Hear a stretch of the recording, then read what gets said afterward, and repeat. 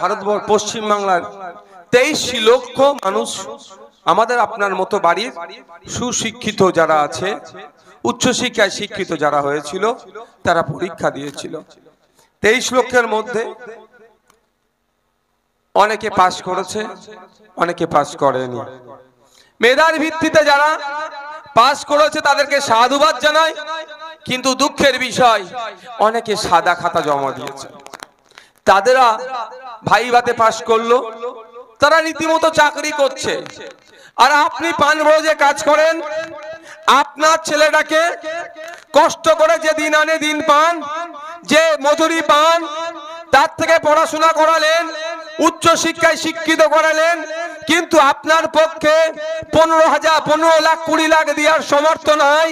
আপনি পানভোজে কাজ করেন, আপনি ডে লেবার, আপনি ভ্যান চালক, আপনি সবজি বিক্রেতা, আপনি কৃষক, আপনি উড়িষ্যায় গিয়ে কাজ করছেন, আপনি ভিন্ন রাজ্যে গিয়ে পরিবারকে ছেড়ে কাজ করছেন, মাস গেলে যেটা উপার্জিত হয় ঘরে পাঠাচ্ছেন, ওই টাকার একটা অংশ থেকে আপনার পরিবারের ছেলে মেয়েটাকে পড়িয়ে উচ্চ শিক্ষায় শিক্ষিত করলেন।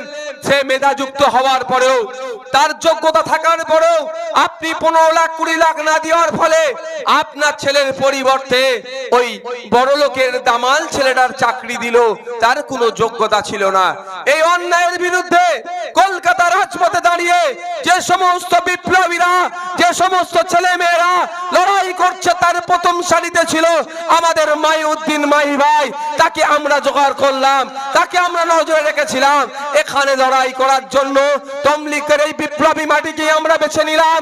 একদিকে চাকরি চোর আছে, তার বিরুদ্ধে যার চাকরি গিয়েছে সে লড়াইটা করবে।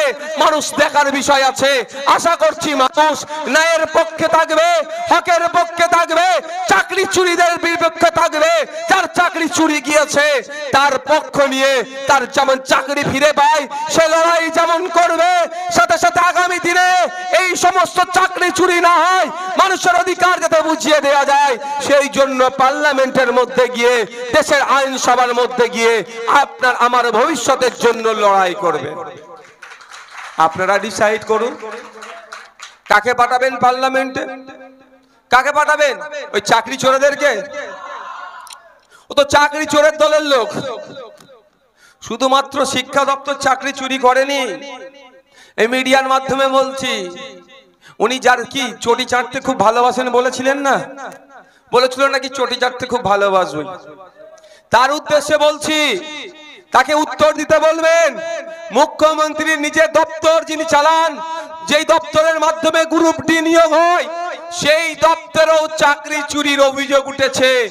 এই অভিযোগ তুলে আপনাদের মেদিনীপুর, যার জন্য অনেকের জন্য বিখ্যাত, মেদিনীপুরের মাটি বিপ্লবী মাটি, শহীদ মাতঙ্গিনী হাজরার স্ট্যাচুর নিচে কলকাতার রাজপথে দেখুন গ্রুপ ডিতে মুখ্যমন্ত্রীর হাতে থাকা দপ্তরে চাকরি চুরি গিয়েছে। এই মর্মে আন্দোলন চলছে।